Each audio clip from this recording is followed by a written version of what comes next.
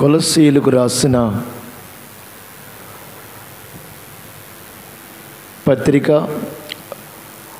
2వ అధ్యాయంలో మనం చూద్దాం. మొదటి నుంచి, మీ కొరకును లవొదికయ వారి కొరకును శరీరరీతిగా నా ముఖము చూడని వారందరి కొరకును నేను ఎంతగా పోరాడుచున్నానో మీరు తెలుసుకొనగోరుచున్నాను. వారు ప్రేమయందు అతుకబడి సంపూర్ణ గ్రహింపు యొక్క సకలైశ్వర్యము కలిగిన వారై దేవుని మర్మమై ఉన్న క్రీస్తును స్పష్టముగా తెలుసుకున్న వారై తమ హృదయములలో ఆదరణ పొందవలనని వారి కొరకు పోరాడుచున్నాను. మొదటి అధ్యాయములో ప్రార్థన చేయుచున్నాను, కృతజ్ఞతాస్తుతులు చెల్లించుచున్నాను అని పౌల్ గారు చెప్తారు. 2వ అధ్యాయంలోనికి మనం చూసినప్పుడు కొలస్సీయులకు కొరకు మాత్రమే కాక లవొదికయ వారి కొరకును ఆయన తెలియచేస్తూ అంటున్నాడు, శరీరరీతిగా నా ముఖము చూడని వారందరి కొరకును నేను ఎంతగా పోరాడుచున్నానో మీరు తెలుసుకొన గోరుచున్నాను. శరీరరీతిగా నాకు తెలియని వారందరి కొరకు కూడా సంఘమును గురించినటువంటి ఒక భారము బాధ్యత కలిగినటువంటి దైవజనుడిగా ఇక్కడ మనకు అపోస్తలుడైన పౌలు గారు కనబడుతున్నారు. నేను పోరాడుచున్నాను, అందరి కొరకు నేను పోరాడుచున్నాను అంటున్నాడు. వారు ప్రేమయందు అతుకబడి సంపూర్ణ గ్రహింపు యొక్క సకలైశ్వర్యము కలిగిన వారై దేవుని మర్మమైన క్రీస్తును స్పష్టముగా తెలుసుకున్న వారై తమ హృదయములలో ఆదరణ పొందవలనని వారందరి కొరకు పోరాడుచున్నాను. వారందరి కొరకు నేను పోరాడుచున్నాను. ఏమేమి చూడాలని కోరుతున్నాడండి ఆయన? ఎందుకు పోరాడుతున్నాడు? మొదటిది, ప్రేమయందు అతుకబడాలి. ప్రేమయందు అతుకబడాలి. అతుకు పెట్టిందిక విడిపోవటం కష్టం. ప్రక్కన నిలబడితే ఒకవేళ విడిపోతారేమో, కానీ అతుకు పెట్టబడింది విడిపోవటం కష్టం. అంటే సంఘం అనేటువంటిది దేవుని ప్రేమయందు అతుకు పెట్టబడిన వారుగా ఉండాలి అని చెప్తున్నాడు. దేవుని ప్రేమయందు అతుకు పెట్టబడిన వారుగా ఉండాలి అని, సంపూర్ణ గ్రహింపు యొక్క సకల ఐశ్వర్యము గ్రహించేందుకొరకు ఐశ్వర్యము గ్రహించాలి. జీవము కలిగిన దేవునిని గ్రహించాలి. సంపూర్ణ గ్రహింపు యొక్క సకల ఐశ్వర్యము కలిగిన వారై, మూడవది, దేవుని మర్మమై ఉన్న క్రీస్తును స్పష్టముగా తెలుసుకున్న వారై, క్రీస్తును స్పష్టముగా తెలుసుకున్న వారై వారి హృదయాలలో వారు ఆదరణ పొందాలి. ఈ 3 విషయాలను తెలుసుకున్నట్లయితే వారి హృదయాలలో ఒక ఆదరణ కలుగుతుందండి. అందుకొరకు నేను పోరాడుచున్నాను. మీ జీవితాలలో మీరు దేవుని వలన ఆదరించబడిన వారుగా ఉండాలని, ప్రేమయందు అతుకు పెట్టబడిన వారై, ఆ తర్వాత సంపూర్ణ గ్రహింపు విషయంలో సకల ఐశ్వర్యము కలిగిన వారై దేవుని మర్మమై ఉన్నటువంటి క్రీస్తు దేవుని యొక్క మర్మము అయి ఉన్నారని చెప్తున్నాడు. ఒక మర్మం అంట క్రీస్తు. ఆ మర్మమైన క్రీస్తును స్పష్టంగా తెలుసుకున్నవారే ఈనాడు యేసుక్రీస్తుని గురించి, దేవునిని గురించి తెలియకపోవటం చేతనే మనుష్యులు ఇష్టానుసారముగా లోకములో ఏ విధంగా ఉన్నదో, లోకస్తులు ఏ విధంగా జీవిస్తున్నారో అటువంటి జీవితాన్ని కలిగిన వారై నెమ్మది లేని పరిస్థితుల్లో ఉన్నారు. నేను మీకు చెప్తూ ఉంటాను. ఓసారి ఆ చండూరు అనే ప్రాంతానికి అవతల ఒక గ్రామానికి వెళ్ళాను. నేనును ఒక సహోదరుడు, అతను ఇప్పుడు మన సహవాసములో సేవకుడై ఉన్నాడు. ఆయన పేరు కూడా సైమనే. వాళ్ళ ఇంటికి వెళ్ళినప్పుడు వాళ్ళ ఇంట్లో వాళ్ళ నాన్నగారు ముసలైన, పాపం చాలా పెద్ద అయిన, ఒక గుడిసెలాగుంది. ఆ గుడిసెలో ఆయన అక్కడ ఒక నిలువు కర్ర ఉంటే దానికి ఆనుకొని కూర్చొని ఉన్నాడు. ఇతను నన్ను తీసుకుని వెళ్ళి ఆయన ముసలాయనికి పరిచయం చేశాడు. ఆయనకి తన కొడుకు యేసు ప్రభువు నమ్ముకున్నాడని తెలుసు, కానీ ఆ యేసు ప్రభు ఎవరో ఆయనకి తెలీదు. నేను అడిగాను, అయ్యా యేసు ప్రభువు నమ్ముకున్నారా అన్నా నేను ఆ ముసలాయన్ని. ఎందుకంటే కొడుకు సేవకు వచ్చాడు కాబట్టి. ఎవరండి, ఎక్కడుంటాడు, ఆయన అడ్రస్ చెప్పండి, వెళ్తాను అన్నాడు. యేసు ప్రభు వారి అడ్రస్ అడుగుతున్నాడు నన్ను. అంటే యేసు ప్రభుని ఎరగనటువంటి మనుషులు ఈనాడు అనేక మంది ఉన్నారు అనే సంగతిని ఇక్కడ మనం గ్రహించాలి. ఇక్కడ రాయబడిన మాటలో దేవుని మర్మమై ఉన్న క్రీస్తును స్పష్టంగా తెలుసుకున్నవారై మీ హృదయములలో ఆదరణ పొందవలెనని వారందరి కొరకు పోరాడుచున్నాను. ఆయన పోరాటం చేస్తున్నాడట. ప్రియమైన వారులారా, యాకోబు దేవునితో పోరాడాడు.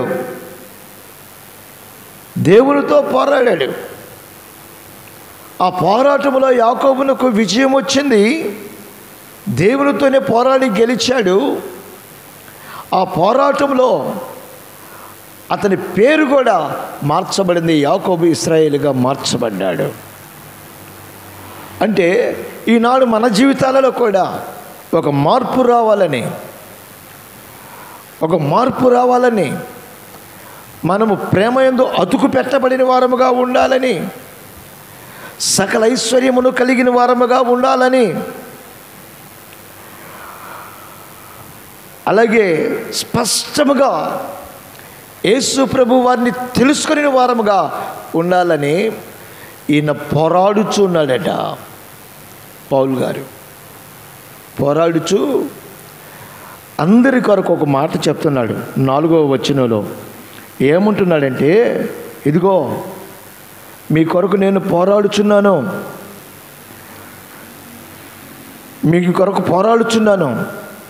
మీకు చెప్తున్నాను, ఎవడైనను చక్కని మాటల చేత మిమ్మును మోసపరచకుండానట్లు ఈ సంగతిని మీకు చెప్పుచున్నాను. ఎవడైనను చక్కని మాటల చేత మిమ్ములను మోసపరచకుండానట్లు ఈ సంగతిని చెప్పుచున్నాను అంటున్నాడు. ఈనాడు మనము గమనించినట్లయితే మోసపు మాటలు ఎక్కువైపోయి దేవుని సన్నిధికి దూరం అయ్యే పరిస్థితులు అనేక మంది జీవితాల్లో కలుగుతున్నాయి. ఎందుకని వారు దేవుని సన్నిధికి దూరం అవుతున్నారు? ఎందుకని నిర్లక్ష్యంగా ఉంటున్నారు? అది వరకు ఎంతో క్రమముగా వచ్చేవారు, శని ఆదివారాలు దశమ భాగాలు చక్కగా ఇచ్చేవారు.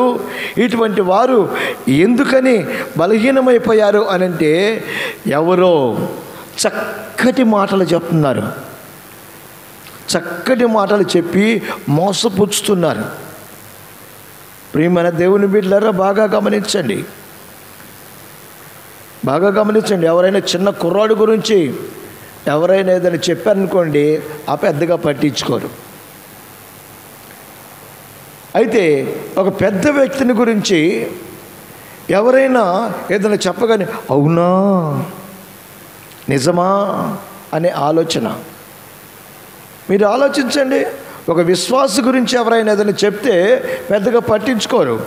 అదే దైవ సేవకుడి గురించి చెప్తే మాత్రం అవునా, అట్లాగా అన్నయ్య, అమ్మా అలాగా, అయ్యో నాకు తెలియదు కాబట్టి ఆయనతో కొంచెం క్లోజ్గా ఉన్నాను, తెలియదు కాబట్టి ఆయనతో క్లోజ్గా ఉన్నాను, ఆయన చెప్పినట్లుగా నేను చేస్తున్నాను, నాకు తెలియదు ఆయన గురించి అని ఇంకా అని ఇంకా అడిగి తెలుసుకునేందుకు వరకు ప్రయత్నం చేస్తారు. ఎందుకంటే ఆ మాటలు చక్కగా ఉన్నాయి, వినేవారికి చక్కగా ఉన్నాయి, అంతే కదన్నా. చక్కగా ఉంటే భలే వింటారు. అలాగా నాకు తెలియదు ఈ విషయాలు, తెలిస్తే కొంచెం జాగ్రత్తగా ఉండేవాడిని, నేను కూడా దూరంగా ఉండేవాడిని. ఇప్పుడు పెట్టినట్టుగా అయిపోయాను.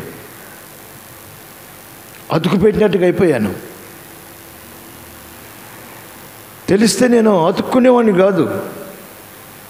ప్రియమైన వాళ్ళారా, పౌలు గారు ఈ విషయాన్ని గ్రహించిన వాడై చక్కని మాటల చేత మిమ్మల్ని మోసపరిచేటువంటి వారు ఉంటారు, మీరు జాగ్రత్తగా ఉండండి అనే విషయాన్ని ఆయన తేటగా తెలియచేస్తున్నాడు. ఎవడైనను చక్కని మాటల చేత మిమ్మల్ని మోసపరచుకున్నట్లు ఈ సంగతిని మీకు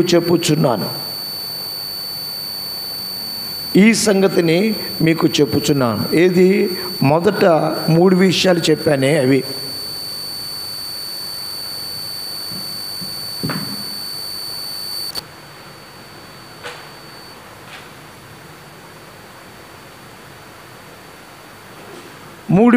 చెప్పాను. అవి మీరు ప్రేమలో అతుకుబడి ఉండాలి, జీవము కలిగిన దేవుని నుంచి సకల ఐశ్వర్యములు కలిగిన వ్యక్తులై ఉండాలి. అలాగే యేసు ప్రభువు వారిని గురించి స్పష్టముగా ఎరిగిన వారై ఉండాలి. అప్పుడు నువ్వు తొట్టిల్లిపోవు. అప్పుడు చెవులు కొరుకుతారే చక్కటి మాటలతో, వాళ్ళకి చెవులు అప్పగించవు.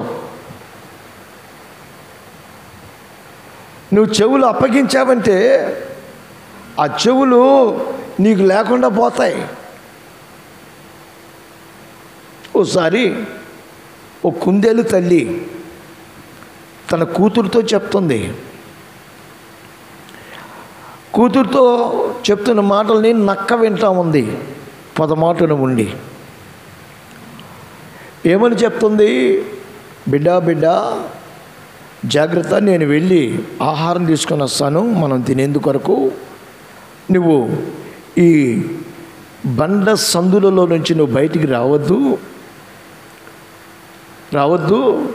నక్కలు ఉంటాయి, సింహాలు తిరుగుతూ ఉంటాయి, పులులు తిరుగుతూ ఉంటాయి. నేను చూడగానే అవి చంపేసుకొని తినేస్తాయి, అందుకని బయటికి రావద్దు అని చెప్తే, అలాగే మమ్మీ అని చెవులు ఊపింది పిల్ల కుందేలు. అయితే తల్లి బయటికి వెళ్ళిన తర్వాత దీనికి ఒక ఆలోచన వచ్చింది. నక్క ఎట్లాగుంటుంది, పులి ఎట్లాగుంటుంది, సింహం ఎట్లా ఉంటుంది, మమ్మీ చెప్పిపోయింది ఇవి ఉంటాయి, వాటి విషయంలో జాగ్రత్త అని. ఎలా ఉంటాయి అని ఆలోచన కలిగి కొంచెం బయటకు వచ్చింది. ఇటువైపు ఏమన్నా వెళ్తాయేమో చూద్దామని బయటకు వచ్చి చూస్తూ ఉంది. ఈలోపు ఒక పులి రాని వచ్చింది. ఆ కుందేలు పిల్లను చూసిన పులి ఒక్కసారిగా మీనబడి గొంతు కొరిగేసి రక్తం తాగేసి అక్కడి విడిచిపెట్టేసి వెళ్ళిపోయింది. ఈ సంగతి అంతా నక్క చూస్తూ ఉంది ప్రక్కనే పొదలో ఉండి. వెళ్ళిపోయిన తర్వాత అది బయటికి వచ్చి కుందేలు యొక్క 2 చెవుల్ని కొరికేసుకొని హాయిగా తిన్నది, బిర్యానీ తిన్నట్లు 2 చెవులు కొరికేసుకుంది. మొత్తం ఇప్పుడు తింటే ఎట్లాగా, ఆగుదాం తర్వాత తినొచ్చులే అని చెప్పేసి ప్రక్కకి వెళ్ళింది. ఈలోపు తల్లి కుందేలు వచ్చింది. రాగానే తల్లి కుందేలు అక్కడ చచ్చి పడిపోయి చెవులు లేకుండా ఉన్నటువంటి పిల్లలు చూసింది. ఏం చేస్తుంది? నేను తల్లిగా నేను చెప్పాల్సిన మాట చెప్పాను కానీ వినలా అని బాధపడుతూ ఉంది. ఈలోపు ఆ గుంట నక్క ఉంది, పొంచి ఉన్న నక్క, అది ఏమీ ఎరగనట్టుగా వచ్చింది ఊపుకుంటా.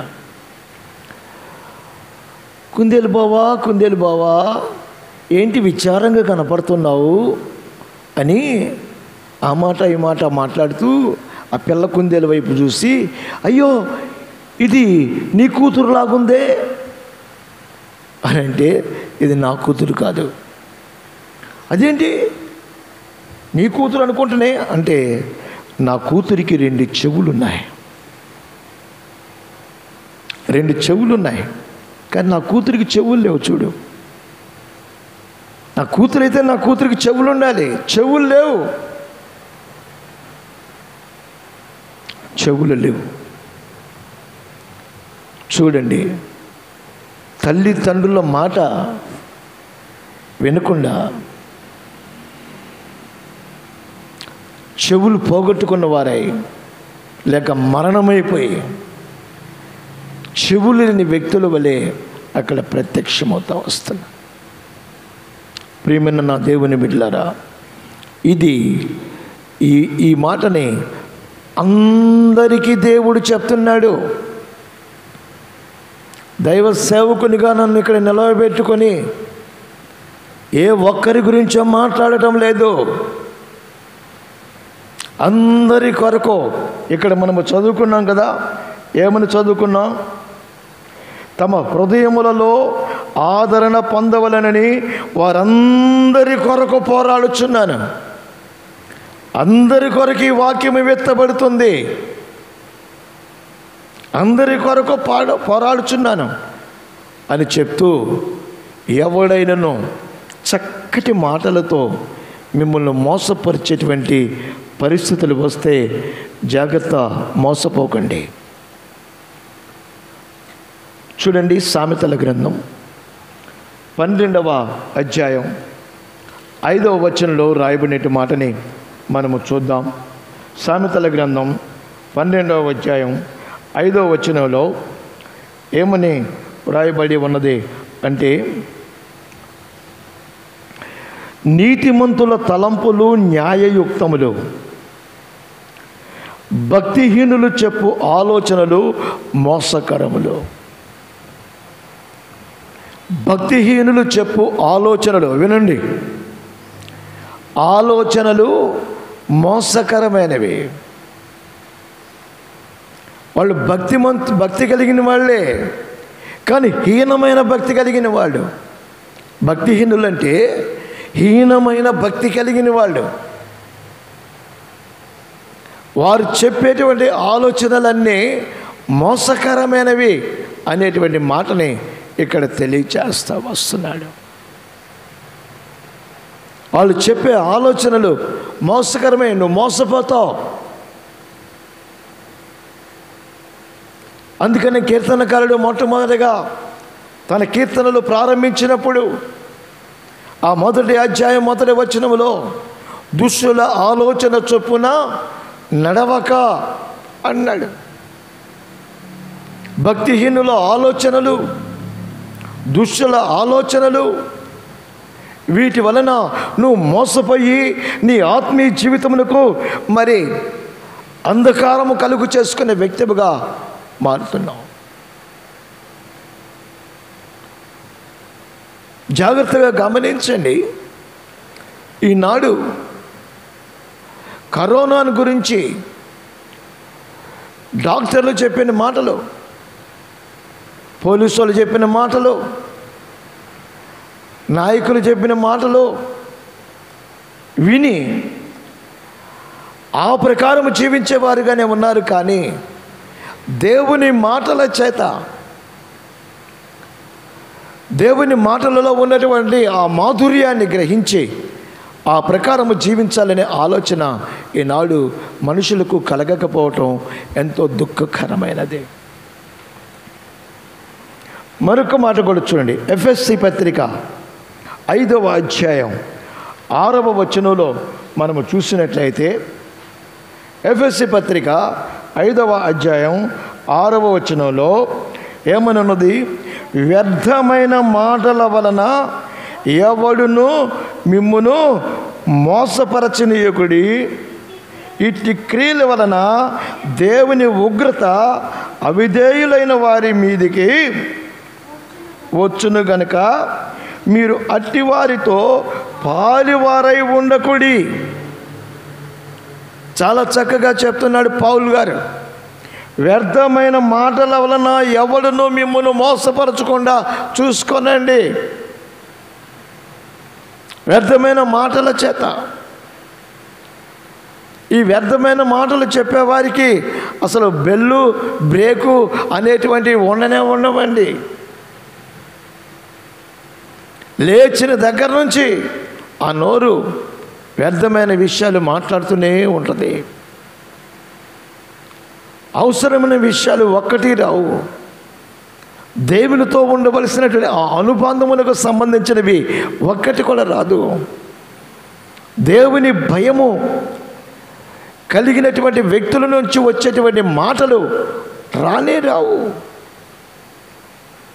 వ్యర్థమైన మాటల వలన ఎవడును మిమ్మును మోసపరచనీయకండి, ఇట్టి క్రియల వలన దేవుని ఉగ్రత అవిధేయులైన వారి మీదికి వచ్చును. అంటే అవిధేయులైన వారంటే ఎవరు? వ్యర్థమైన మాటలు చెప్తుంటే వింటూ ఉండేవాళ్ళు. మీరు విధేయులవ్వండి,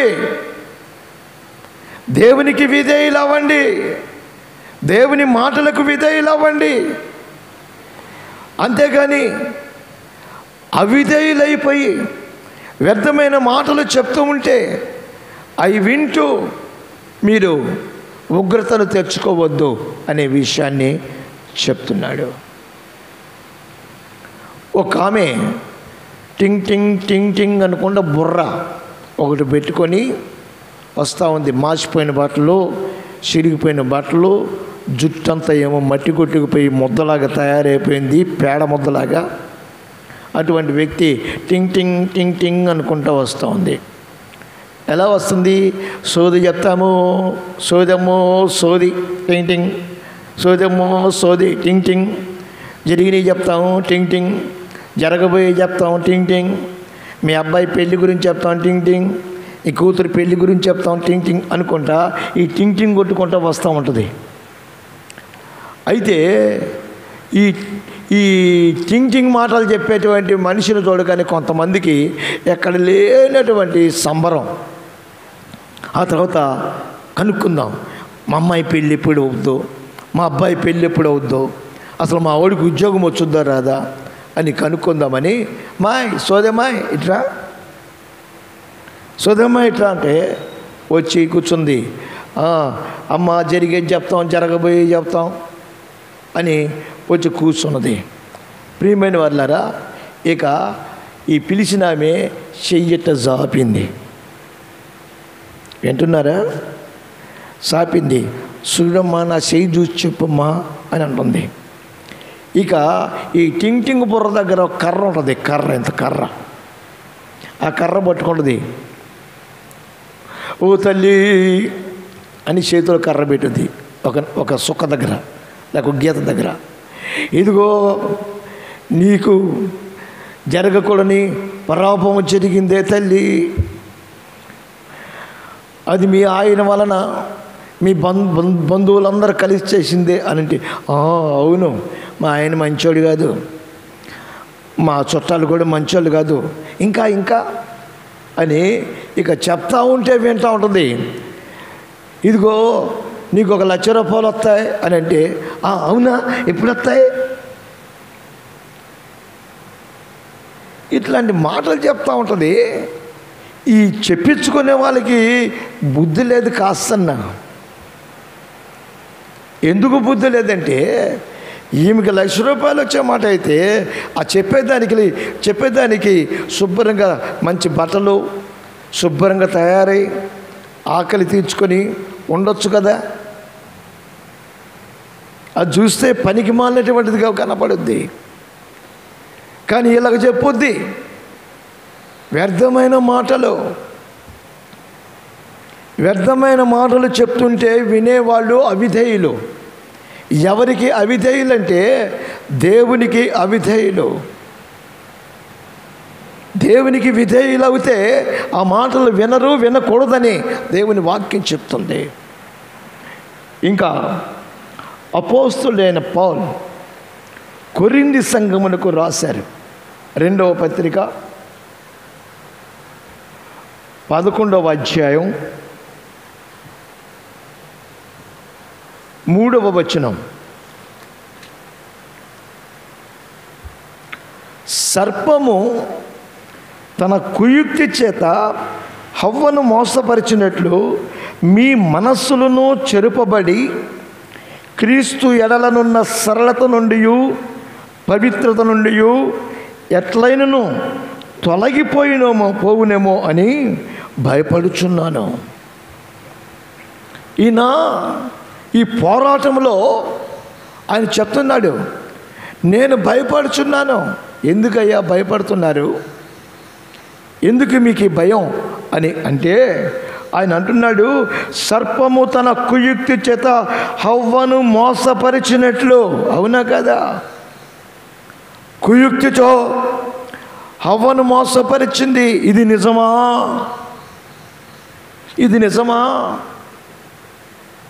నీకు తెలియదా? జాగ్రత్తగా గమనించండి. ఈనాడు చాలామందికి బుద్ధి లేనటువంటి మాటలు వింటాం అలవాటైపోయింది. ఇది నిజమా అని సర్పము అనగానే హవ్వమ్మకి నిజమే అని చెప్పింది. నిజమే అని చెప్పి ఆ తర్వాత మరలా అది మాట్లాడుతుంటే దానికి లోబడిపోయింది. అందుకని పౌలు గారు అన్నాడు, సర్పము తన కుయుక్తి చేత హవ్వను మోసపరిచినట్లు మీ మనస్సులను చెరుపబడి క్రీస్తు ఎడలానున్న సరళత నుండి పవిత్రత నుండి ఎట్లయినో తొలగిపోతారేమో మీరు చెరపబడి. కుయుక్తి మాటల చేత, యుక్తితో కూడిన మాటలు కాదు, కుయుక్తి. మీరు మోసపోతారేమో. క్రీస్తు యేసునందు జీవించవలసిన జీవన విధానాన్ని మీరు కోల్పోయి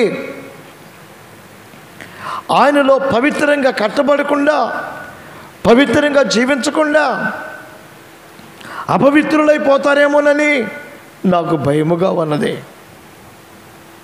ఆడెవడో అడిగాడంటే యేసన్న గారిని, ఏమని అడిగాడంటే, అయ్యా మీరు చెప్పిన వాక్యాన్ని విని నేను మారుమనసు పొందాను, నేను తాగటం మానేశాను. అయితే ఒక చిన్న డౌట్ అయ్యా. ఏమిటా డౌటు అన్నాడంట యేసన్న గారు. పండగ పూట కూడా తాగకూడదయ్యా.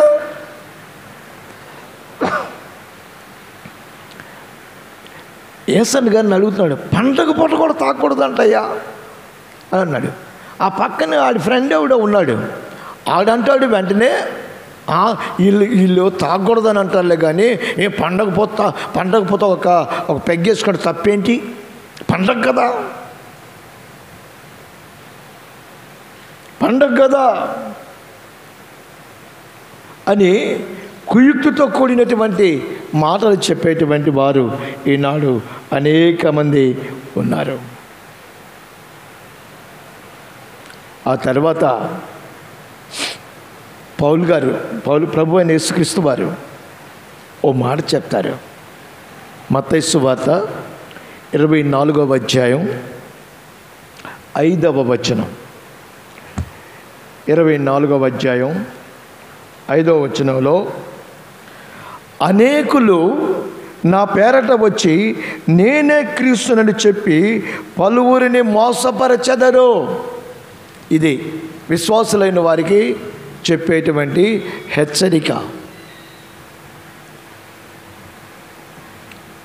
మొన్న నాకు ఆ రిలయన్స్ షాప్లో ఒక తల్లి కూతురు కలిశారు. మన విశ్వాసులే, పాత విశ్వాసులు. ఆమె నరసమ్మ, అంటే నర్సు అన్నమాట. కూతురేమో ఏదో చదువుతూ ఉంది. ఇంత పిల్లప్పటి నుంచే నాకు బాగా పరిచయం. అయితే ఆ పిల్లని నేను చూడగానే ఆశ్చర్యపోయా. ఇక్కడ సండే స్కూల్ ఎంత బాగా ఎదిగేదో. వాళ్ళ అమ్మతో కలిసి ప్రతి నిత్యము ఆరాధనకు వచ్చేది, ప్రతి నిత్యము ప్రభువుని స్తుతించి ఆరాధించేది. అటువంటి దాన్ని మరి చాలా కాలమైంది రావడం మానేసి వేరే చోటకి వెళ్ళారు. ఎందుకనంటే ఈ కట్టుబాట్లకు నిలవలేక.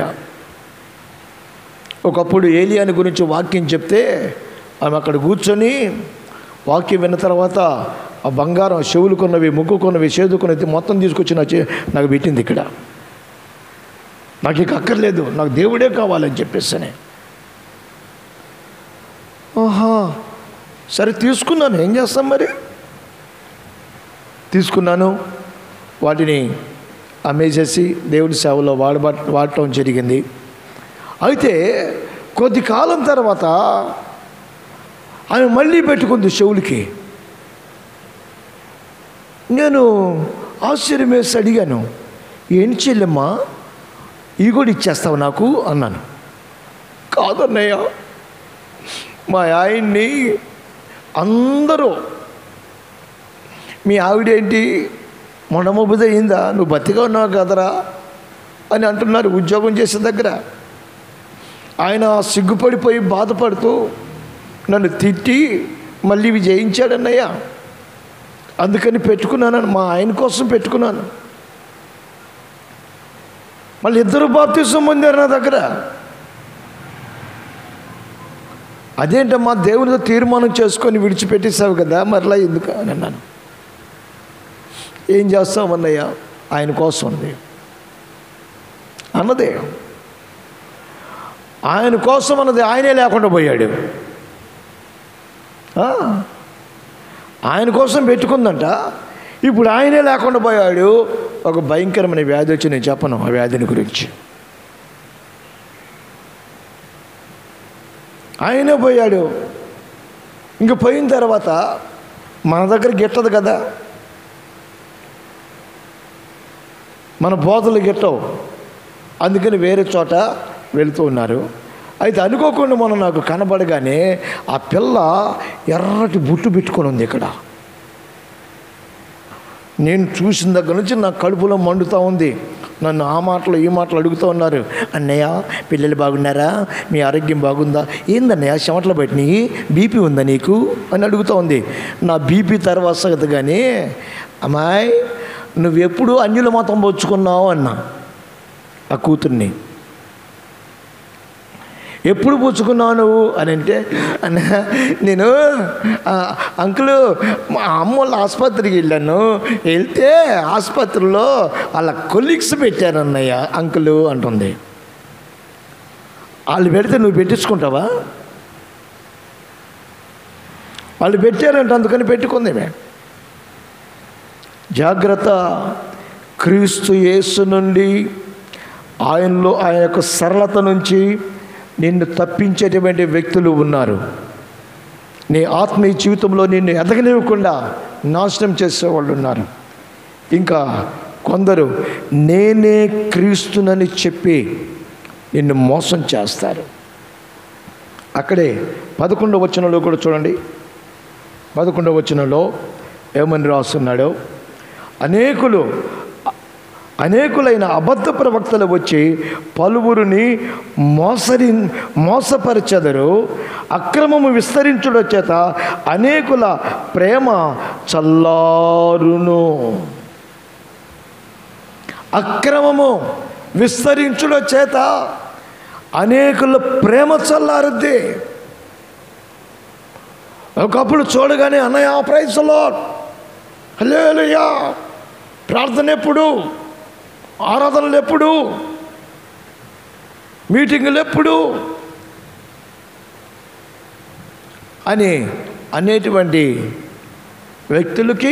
వ్యక్తులట వారిలో అక్రమము విస్తరించుల చేత ప్రేమ చల్లారిపోద్ది. నా పక్క నుంచే పోతారు కానీ ప్రైజ్లాడి చెప్పరు. వాళ్ళతో పాటు వచ్చిన వాళ్ళకు చూసిన రాగానే ప్రైజ్లాడు అన్నయ్య అంటారు కానీ వాళ్ళు మాత్రం చెప్పరు. ఏంటి సంగతి అంటే ప్రేమ చల్లారిపోయింది. అబద్ధ ప్రవక్తలు చెప్పిన మోసపు మాటల వలన ప్రేమ చల్లారిపోయింది. మనం మొట్టమొదటి చదువుకున్న వాక్య భాగంలో ప్రేమ అతుకుబడాలి. క్రీస్తు యేసునందు అతుకుబడే చల్లారకూడదు. అందుకనే పౌలు గారు ఆయన చెప్తాడు, కొరింథీ పత్రికలో ఆయన ఒక మాట వివరిస్తాడు. మొదటి పత్రిక 15వ అధ్యాయం 33వ వచనం. మొదటి పత్రిక 15వ అధ్యాయం 33వ వచనంలో ఏమని రాయబడి ఉందంటే, దుష్ట సాంగత్యము మంచి నడవడిని చెరుపును. దుష్ట సాంగత్యము అనగా స్నేహము, త్రాగుబోతులతో స్నేహం, అక్రమకారులతో స్నేహం, మోసపు మాటలు చెప్పేవారితో స్నేహం, వారితో స్నేహము మంచి నడవడిని చెరిపేస్తుందంట. ఈనాడు ఎందుకనండి అయ్యా దేవుని సన్నిధికి రాకుండా వెనకడుగు వేస్తున్నారంటే, తల్లిదండ్రులైనా వారి పిల్లలైనా ఎందుకు వెనకడుగు వేస్తున్నారు అంటే, స్నేహితులు. ఆ మధ్య పెద్దలు చెప్తుండేవారు, సంబంధం కొరకు వెళ్తే ఆ అమ్మాయి స్నేహితులు ఎవరో తెలుసుకొని ముందు అక్కడికి వెళ్ళి అక్కడ ఎంక్వైరీ చేయమంటారు. అబ్బాయి గురించి తెలుసుకోవాలంటే వాడి స్నేహితులు ఎవరో తెలుసుకోవాలి అన్నాడు. ముందు అక్కడికి వెళ్ళి ఎంక్వైరీ చేయమంటాడు. మొన్న ఒక పెళ్లి చూపుల కార్యక్రమానికి వెళ్ళాను. ఓ పాస్గా తీసుకెళ్ళాడు వాళ్ళ బంధువుకి కొడుక్కి పెళ్లి చూపులకి. 2 చూపులకి వెళ్ళాను. మొదలు దానికి వెళ్ళినప్పుడు అమ్మాయిని కూర్చోబెట్టారు, అబ్బాయిని కూర్చోబెట్టారు. పోయిన వారం చెప్పినట్టున్నాను, మీకు మరలా చెప్తున్నాను. అమ్మాయి చదువు అడుగుతున్నారు, అమ్మాయి వయసు అడుగుతున్నారు, అమ్మాయి ఎక్కడ చదివింది అని ఎంక్వైరీ చేస్తున్నారు. కానీ అమ్మాయి ప్రభును తెలుసుకున్నదా, మారు మనసు పొందినదా అనే మాట మాత్రం అడగటం లేదు. మళ్ళీ ఇంకొక సంబంధానికి వెళ్తే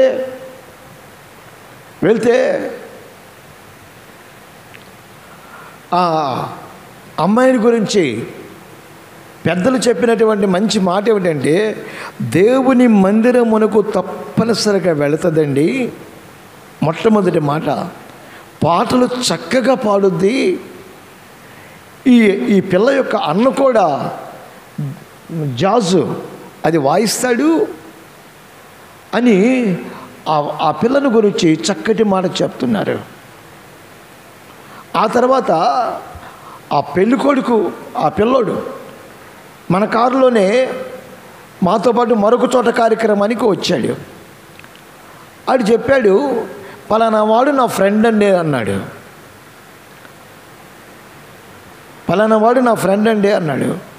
ఓహో, అదే ఒక అమ్మాయిని లవ్ చేసి ఆ తర్వాత ఆ అమ్మాయి తల్లిదండ్రుల ద్వారా హత్య చేయబడ్డాడు వాడేనా? వాడే వాడే వాడే వాడే వాడే మరి నీ ఫ్రెండ్ వాడు కదా, వాడు చక్కగా లవ్ చేసి పెళ్లి చేసుకున్నాడు కదా, నువ్వెందుకు లవ్ చేయలేదు అన్నా నేను.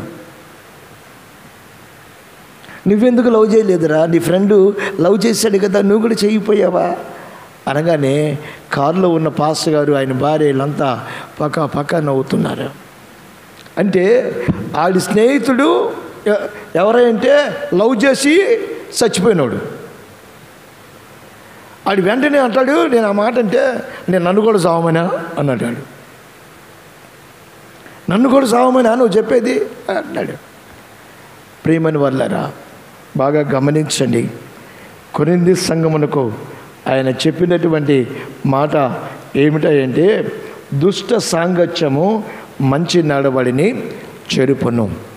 ఇంకా మోసపోయే విషయాలను ఇక 2-3 విషయాలని మీకు చెప్తాను. మోసపోయే విషయాలు ఏమిటంటే చూడండి, సామెతల గ్రంథం 31వ అధ్యాయం, సామెతల గ్రంథం 31వ అధ్యాయం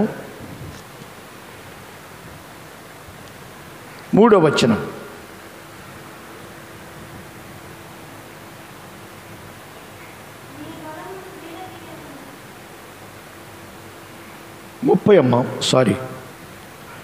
ముప్పై వచనం. అందము మోసకరము, సౌందర్యము వ్యర్థము. అందము మోసకరం అంట. మరి ఈనాడు అందాన్ని చూసి మోసపోతున్న వారు ఎంతమందో. నాతో ఉన్న పాస్ గారు అంటాడు, అందాన్ని చూస్తే మంచి కుటుంబము, భక్తి కలిగిన పిల్ల, మరి ఇటువంటి వాళ్ళు దొరుకుతారా? నువ్వు అందాన్ని చూసావనుకో నిన్ను 24 గంటలు శోధిస్తూ ఉంటుంది. చెవులకు దెమ్మని, ముక్కుకు దెమ్మని, మూతికి దెమ్మని, లిఫ్ట్కి దెమ్మని, ఆ తర్వాత పౌడర్లు దెమ్మని, ఆ తర్వాత బ్యూటీ పార్లర్కి తీసుకెళ్ళమని, ఇలాంటివన్నీ చెప్పి నిన్ను కలవర పెట్టొద్దరా బాబు, అందము మోసకరం అని చెప్తున్నాడు నాతో ఉన్న పాస్టర్ గారు. అయితే మరి ఈ అందము అనేటువంటిది చూడండి, ఆదికాండం 3వ అధ్యాయం 6వ వచనంలో, 3వ అధ్యాయం 6వ వచనంలో, స్త్రీ ఆ వృక్షము ఆహారమునకు మంచిదియు కన్నులకు అందమైనది. ఆ తర్వాత వివేకమిచ్చు రమ్యమనేది చూచినప్పుడు ఆమె దాని ఫలములలో ఆదిమ తల్లిదండ్రులు అందమైన దానిని చూసి మోసపోయారండి. హవ్వమ్మ అందమైనటువంటి దానిని చూసి మోసపోయారు. రెండవ సమూయేలు గ్రంథం, సమూయేలు 2వ గ్రంథం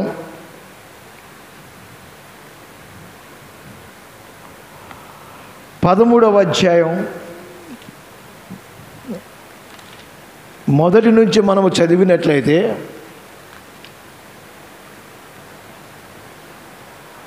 13వ అధ్యాయం 1 నుంచి మనము చదివినట్లయితే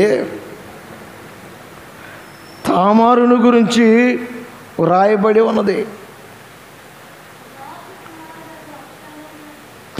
తామారు గురించి వ్రాయబడింది.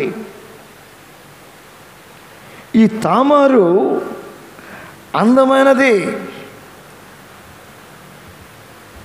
ఈ తామారు అందమైనది. అందుచేత ఈ తామారుని చూసినటువంటి పనికిమాలినోడు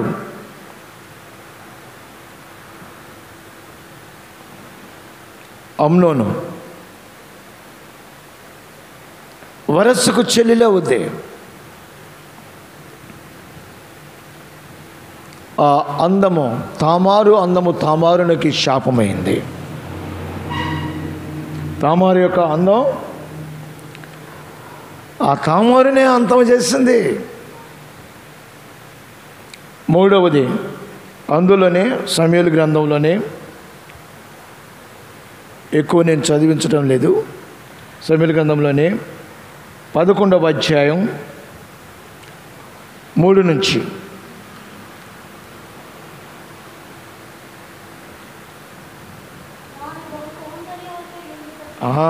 ఆమె బహు సౌందర్యవతి అయి ఉండుట చూచి దావీదు ఎవరో బెత్షెబా సౌందర్యవంతురాలు. ఈ బెత్షెబాను చూశాడండి దావీదు. రాజుగారు మెచ్చుకొని ఆమె అందాన్ని, ఆమెతో పాపము చేసేందుకు కొరకు సిద్ధమవుతే, బాగా గమనించండి, బెత్షెబాతో పాపము చేసేందుకు దావీదు సిద్ధపడితే, దావీదు బెత్షెబా యొక్క సౌందర్యాన్ని చూసి సిద్ధపడితే, ఈ పనికి మాలింది రాజుగారు ఇలాగ ఆశపడుతున్నాడని తెలుసుకొని ఆమె జాగ్రత్త పడవలసింది. జాగ్రత్త పడకుండా భర్తను పోగొట్టుకునే పరిస్థితులకు వచ్చింది ఆమె.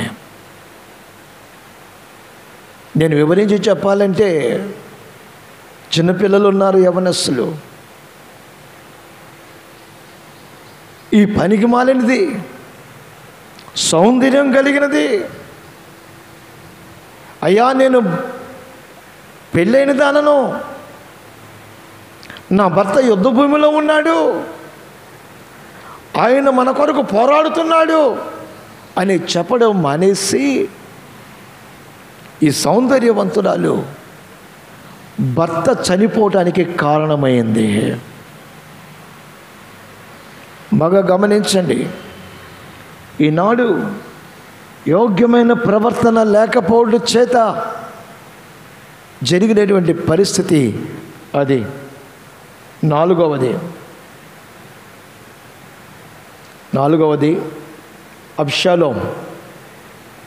అబ్షాలోము అందగాడు. దావీదు యొక్క కుమారుడు అబ్షాలోము అందగాడు. ఈ అందగాడిని అందరూ పొగుడుతున్నారు. ఆ అందాన్ని చూసి అందరూ పొగుడుతున్నారు. అబ్బో, ఆ జుట్టు చూస్తే మామూలుగా ఉండదు.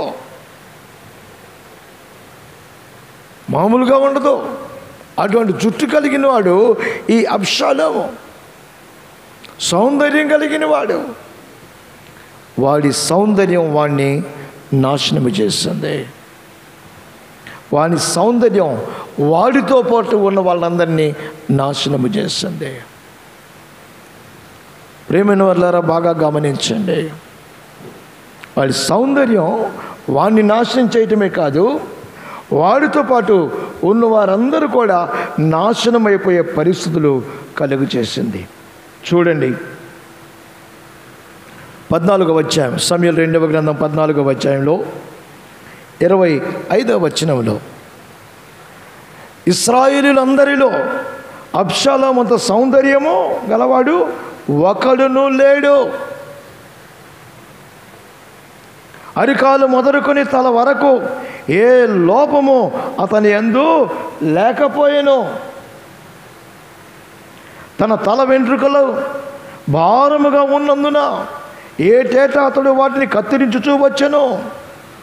కత్తిరించినప్పుడల్లా వాటి ఎత్తు రాజు తూనికను బట్టి 200 తులములాయెను. అబ్షాలోమునకు 3 కుమారులను, తామారు అన్న ఒక కుమార్తె పుట్టిరి. ఆమె బహు సౌందర్యవతి. అందము మోసకరము, సౌందర్యము వ్యర్థము.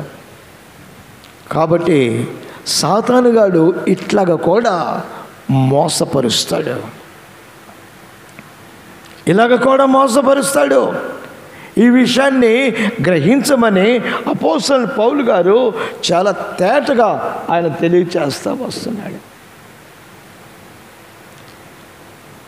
ఇక అబ్షాలోమును గురించి వివరాలు చాలా ఉన్నాయి, కానీ అవి ఇప్పుడు మనకు అవసరం లేదు. అందము మోసకరమైనది కాబట్టి ఈయన అన్నాడు, ఎవడైనను చక్కని మాటల చేత మిమ్మల్ని మోసపరుస్తాడేమో, అలాగే వ్యర్థమైన వాటి చేత మోసపరుస్తారేమో, ఆలోచన చేత మోసపరుస్తారేమో, కుయుక్తి చేత మోసపరుస్తారేమో, నేనే క్రీస్తునని మీకు చెప్పి మిమ్మల్ని మోసపరుస్తారేమో. కాబట్టి ఈ అంచె దినాలలో, ఈ భయంకరమైన దినాలలో మిమ్మల్ని మీరు మోసపరుచుకొనవద్దని పౌలు గారు చెప్తున్నాడు. ఎవరినూ తమ్మును తాము మోసపరుచుకొనవద్దు. దేవునితో ఐక్యపడి ఉన్నారా లేదా,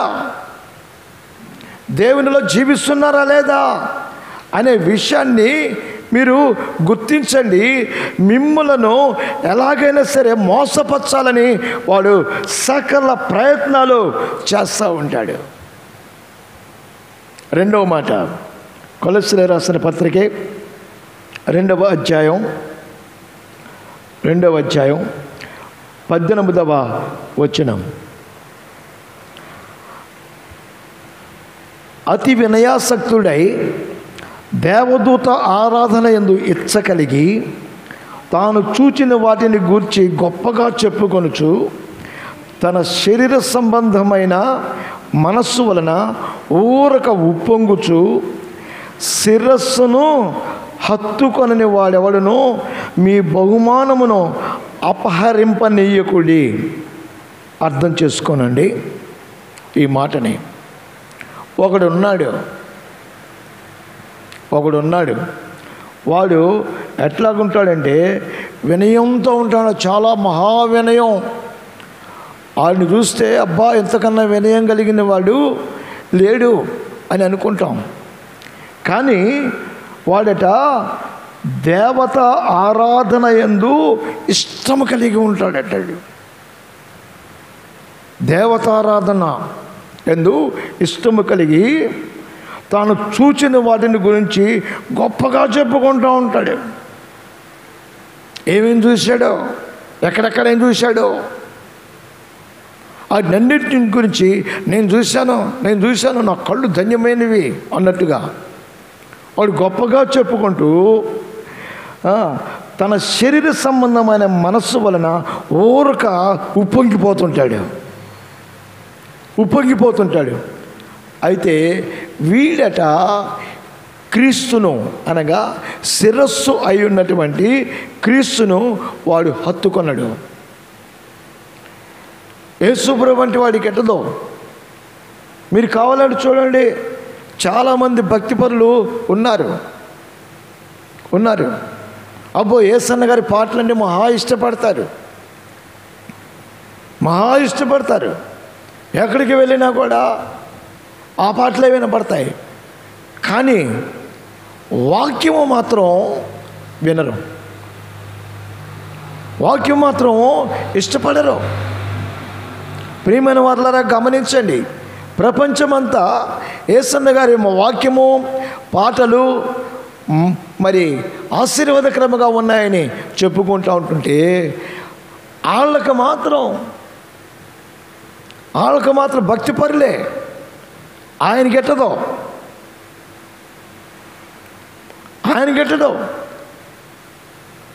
యేసుప్రభు వారంటే ఎట్టదో. ఏం గిట్టుద్దంటే లోకం. బాగా గమనించండి, అందరూ యేసన్న గారి పాటలు పాడుతూ ఉంటుంటే కొందరు మన వాళ్ళే, హోసన్న మినిస్ట్రీస్ వాళ్ళే, మందిరం వాళ్ళే, వాళ్ళు అవి పాడరు, అవి గెట్టవు. కానీ మిగతా వాళ్ళకందరికీ గిట్టుతాయి అవి. ఆ వాక్యం గిట్టదు, ఆ సహవాసం గిట్టదు, ఆ సన్నిధి గిట్టదు. మిగతాయి మాత్రం బాగా ఇష్టమవుతుంది.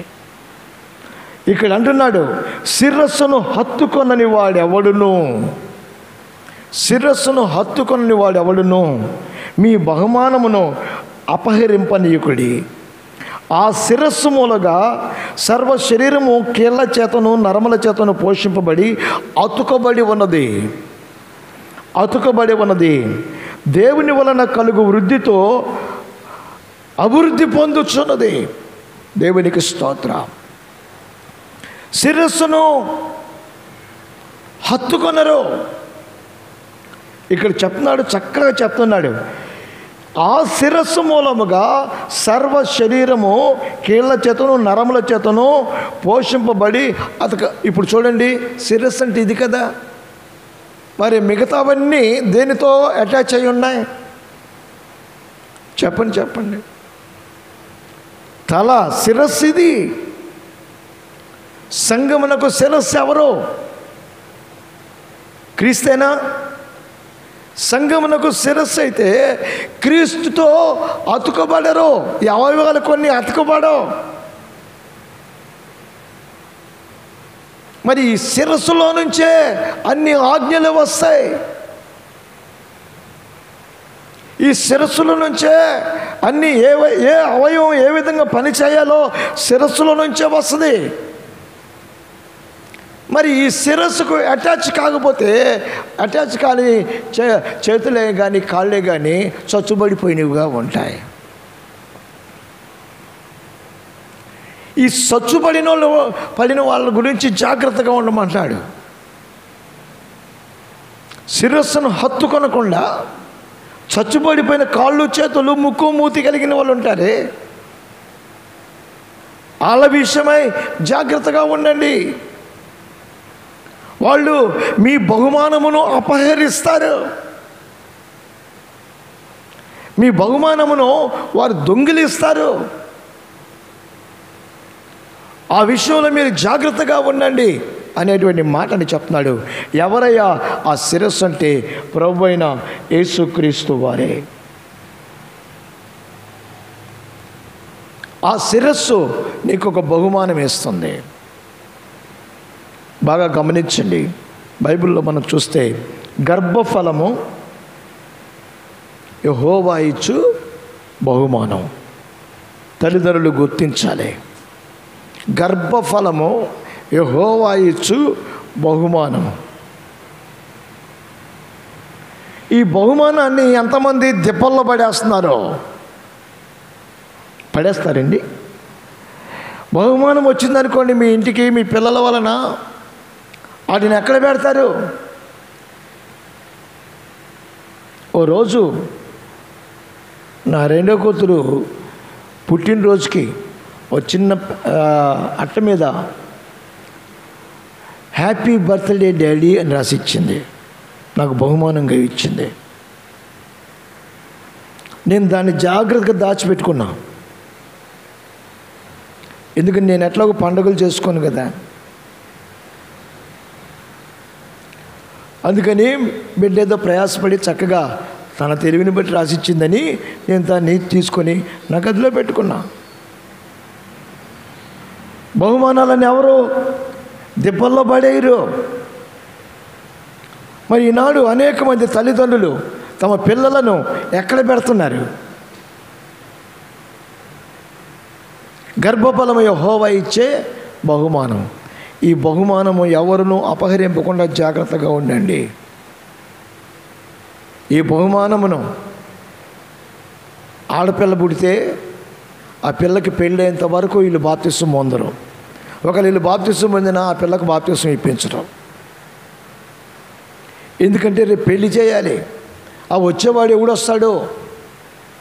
యేసు ప్రభువుని నమ్ముకున్నవాడు వస్తాడో లేకపోతే లోకస్తుడు వస్తాడో అనేటువంటి ఆలోచనతో పెళ్లి చేయరు. అంటే దీని అర్థం ఏమిటి? నీవు దేవుని తెలుసుకున్నావు, దేవునిలో జీవిస్తున్నావు, కానీ నీ బిడ్డను మాత్రం దేవునిలో పెంచటం లేదు, దేవుని కొరకు పెంచటం లేదు. వాళ్ళ గొప్ప గొప్పలు చదువులు చదివిస్తున్నావు, కానీ ఖరీదైన కాస్ట్లీ వస్త్రాలు తొడిగిస్తున్నావు, కానీ ఇవన్నీ చేస్తున్నావు, కానీ దేవుని బిడ్డగా పెంచటం లేదు. ఎందుకు పెంచటం లేదంటే రేపు ఆ పిల్లకి వచ్చే భర్త ఆ పిల్లని మరి దేవునిలో ఎదగనివ్వడేమో. మా మా తమ్ మా మా చెల్లెలు కొడుకు కనుక్కున్నాం ఆ పిల్లని. మా చెల్లెలేమో ప్రభువుని తెలుసుకోవాలా, విగ్రహారాధికురాలు. మరి వాడికి ఇది చేస్తే రేపు ఈ పిల్ల పరిస్థితి ఏమిటి? మరి వాడికే ఇవ్వాలి, దేవుని బిడ్డకి ఇవ్వకూడదు. ప్రియమైన వాళ్ళరా, బహుమానమును పాడు చేసుకునేటువంటి తల్లిదండ్రులు, గర్భఫలము దేవుడిచ్చు బహుమానం, ఈ బహుమానమును కాపాడుకోవటం మానేసి లోకమునకు అప్పగించేటువంటి తల్లిదండ్రులు ఈనాడు అనేక మంది. మరొక మాట చూడండి, ప్రసంగి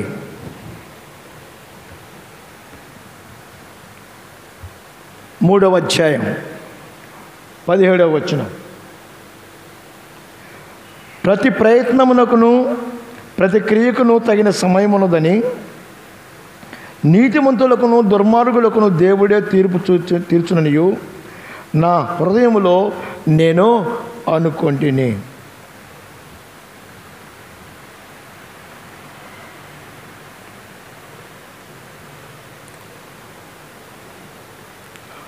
అందుకని చెప్పేసి హాయిగా సుఖంగా బ్రతికేందుకు కొరకు మనుషులు సిద్ధమైపోయారు. కానీ దేవునితో జీవించాలి, దేవుని హత్తుకొని ఉండాలి అనేటువంటి ఆలోచన, సుఖంగా జీవించాలని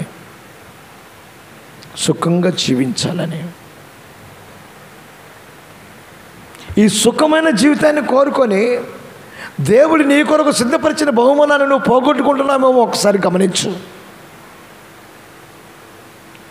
దేవుడిచ్చిన బహుమానాన్ని పోగొట్టుకొచ్చున్నావేమో. ఇంకా ఫిలిప్పీలకు రాసిన పత్రిక 3వ అధ్యాయం 14వ వచనం. అపోస్తలుడైన పౌలు ఫిలిప్పీలకు రాసిన పత్రిక 3వ అధ్యాయం 14వ వచనం. క్రీస్తు యేసునందు దేవుని ఉన్నతమైన పిలుపునకు కలుగు బహుమానమును పొందవలెనని గురి యొద్దకే పరిగెత్తుచున్నాను. దేవునికి స్తోత్రం. పిలుపు వలన, ఈ పిలుపునకు బహుమానం ఉన్నదట. క్రీస్తు యేసునందు దేవుని ఉన్నతమైన పిలుపునకు కలుగు బహుమానం పొందాలి. ఆయన పిలిచాడు, ఆ పిలిచిన దేవుని వద్దకు నేను పోతే నాకు బహుమానం ఉన్నది. పిలుపులో ఒక బహుమానం. ఈ పిలుపులు నిర్లక్ష్యం చేసేవారు ఎంతమందో.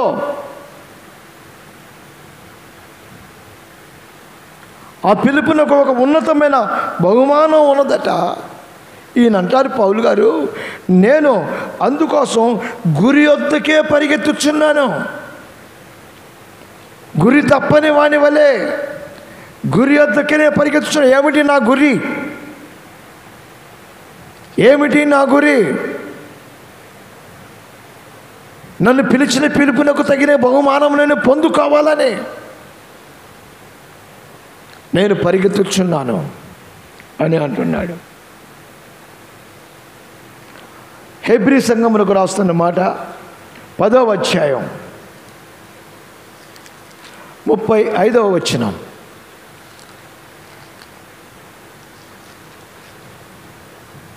పదవ అధ్యాయం 35వ వచనంలో,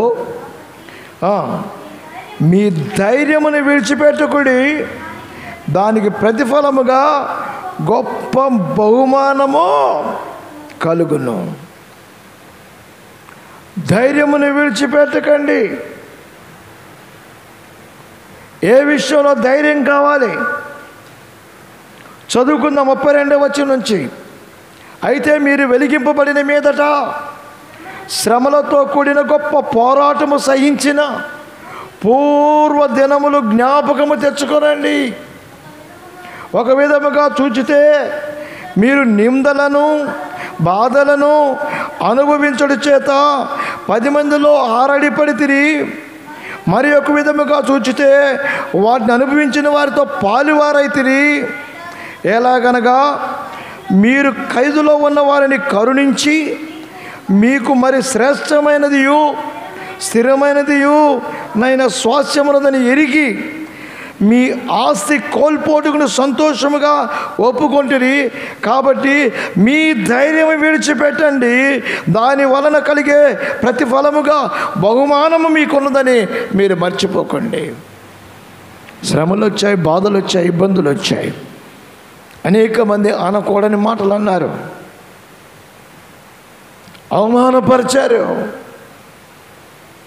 అవమానపరిచారు.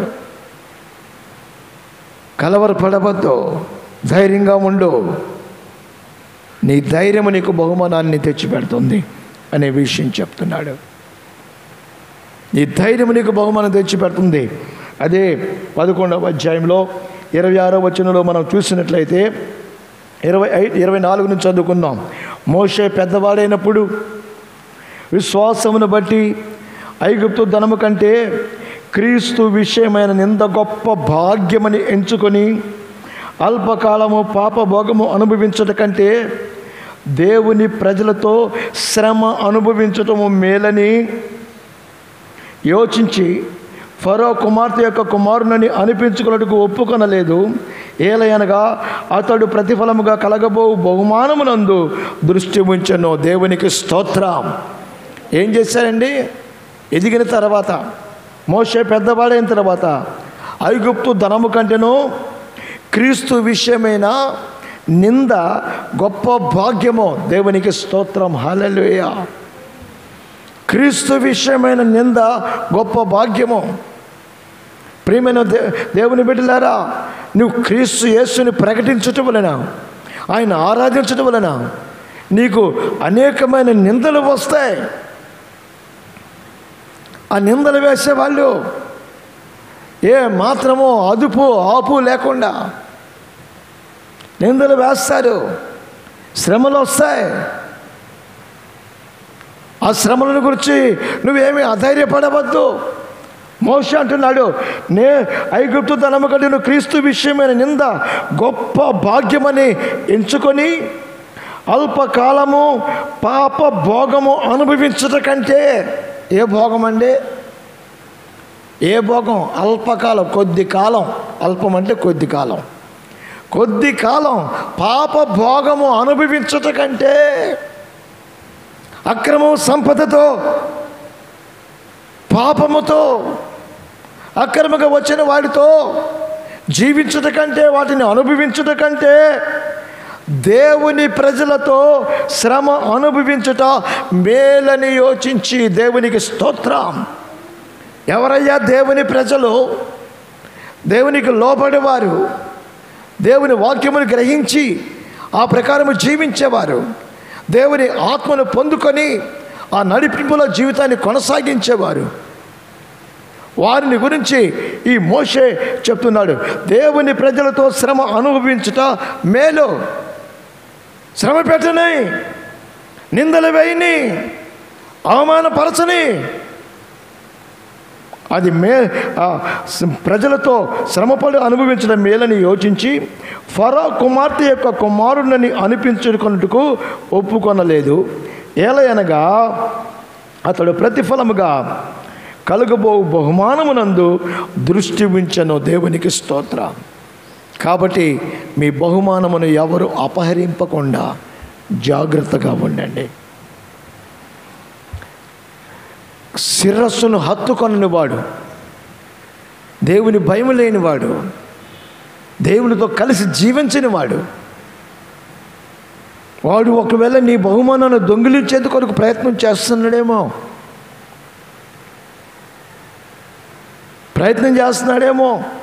బాగా గమనించండి.